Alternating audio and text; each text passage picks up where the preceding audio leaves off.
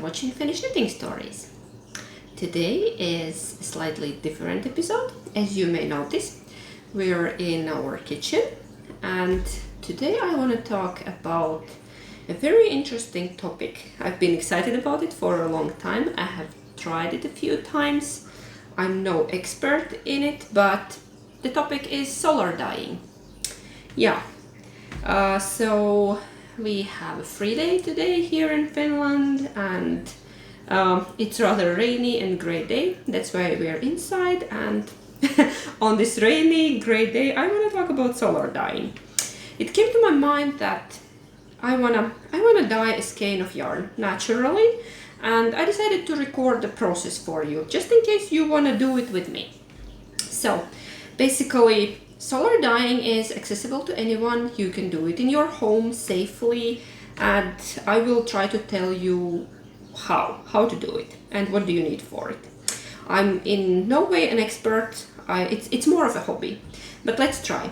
So you will need a skein of yarn, white or maybe light gray, a clean skein of yarn. If your yarn comes in a ball, you will need to make a skein that the dye would take better.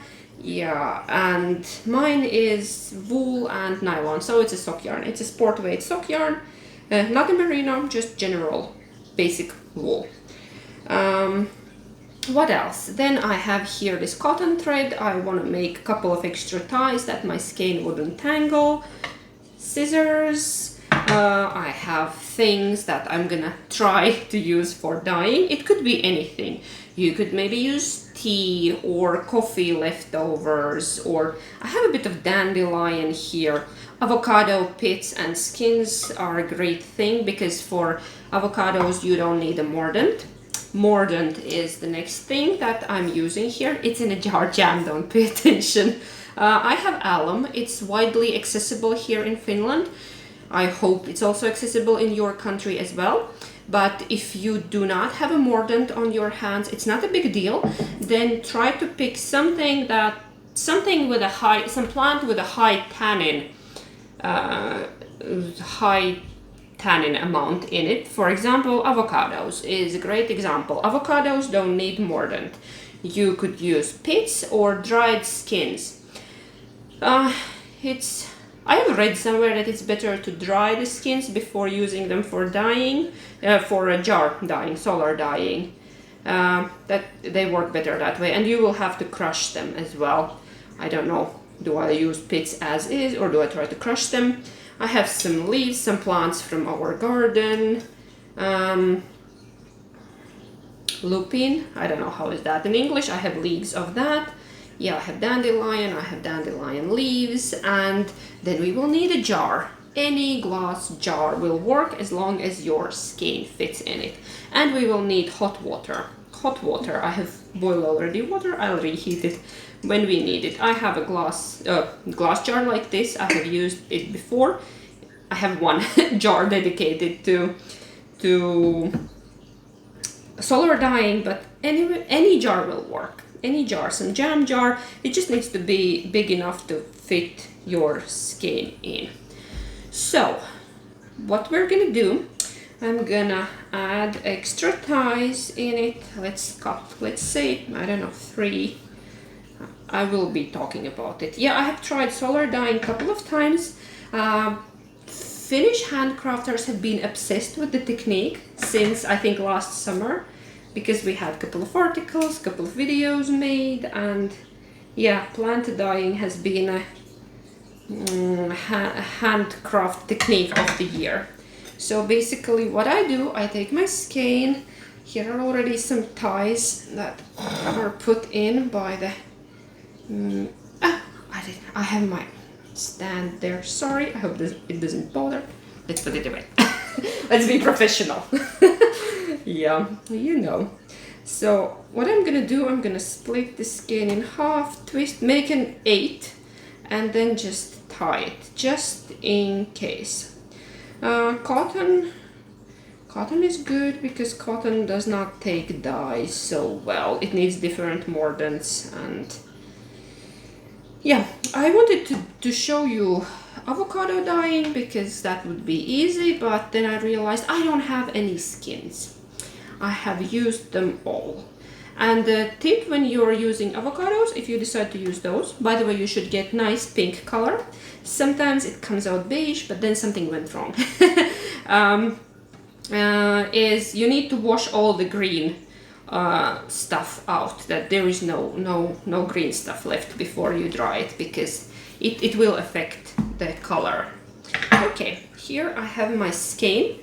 I'm gonna wet it. It's not necessary, but it's nice to pre-wet it. I will just do it in my sink. Be right back.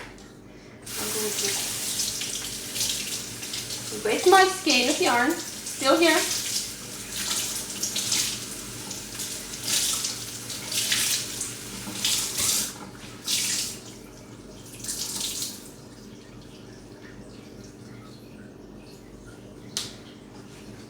Okay, my skein is there, it's getting wet. Then I'll take the jar.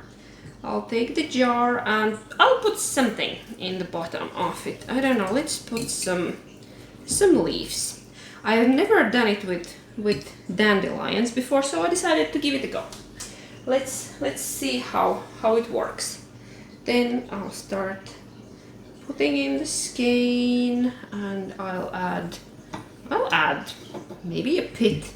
Avocado pit, or a few.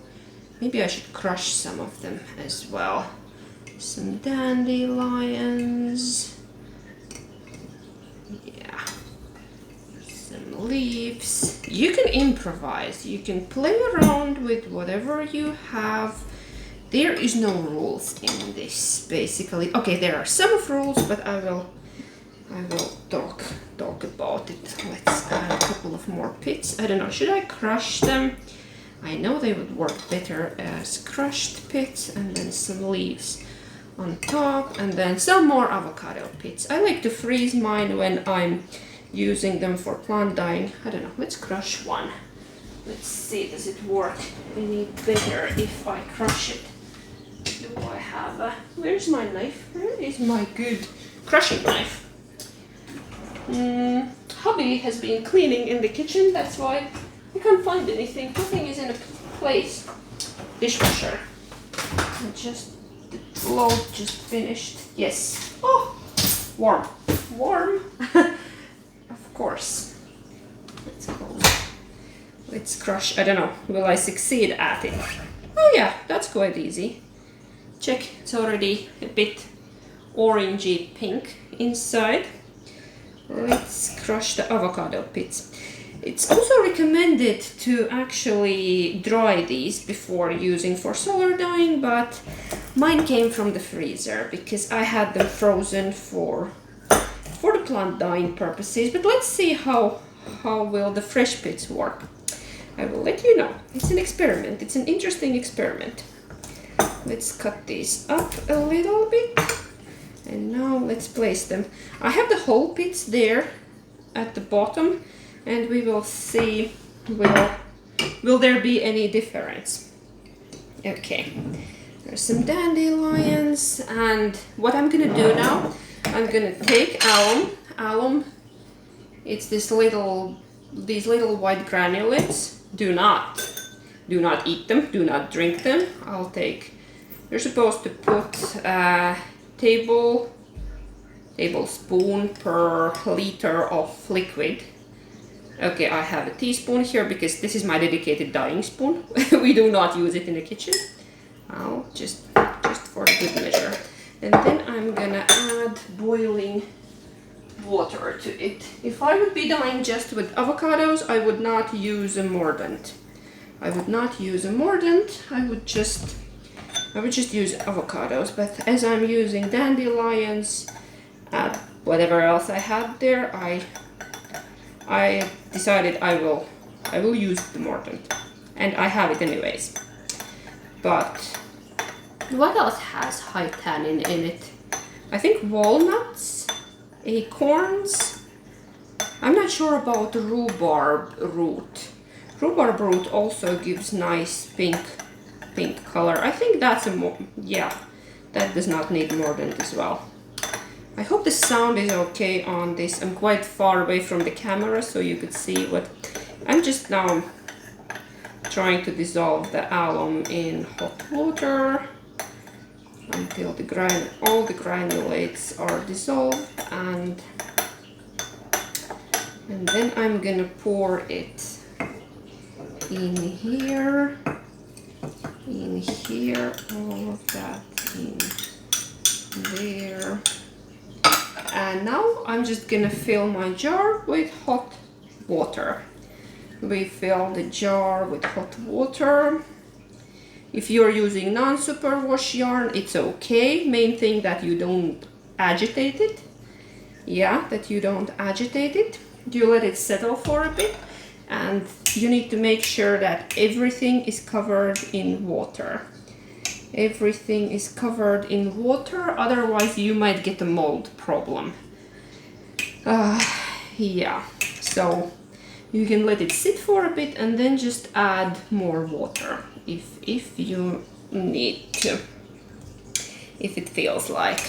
Then I usually write a date somewhere when I put it in. Then we find a nice warm sunny spot.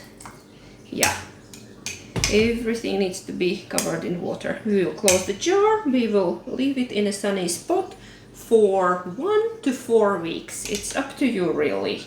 Sometimes you get nice results already in a week, sometimes it takes 2, sometimes it takes a month.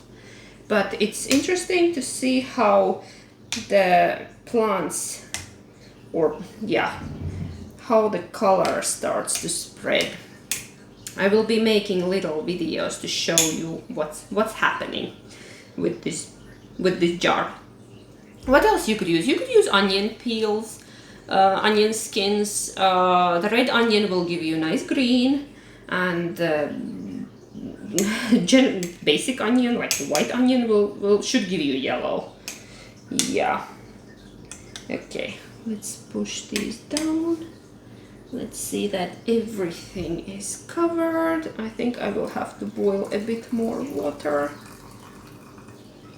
Yeah, because if something is sticking out, it might get moldy. So everything should be under water. Okay, looks good. Now I'm gonna close the jar and find a sticker or a piece of tape and put a date on it that we would know. And I'll find a sunny spot. I will leave it somewhere near the window. Today we don't have sun, but yeah, we will see tomorrow. Hopefully there is sun, and I will keep you updated. So on this jar, it's hot. Always be careful with hot water. So I don't know is this gonna work, but we will see together in a while. Yeah, if you have questions or you want to join me in this little experiment, please leave a comment. And if you enjoyed it, like and subscribe, and I will see you in my regular episode very soon. Yeah, let's have a little bit of fun with dyeing. Let me know what you're gonna use for your little experiment. Okay. That's it for today, and I will see you soon. Hej då!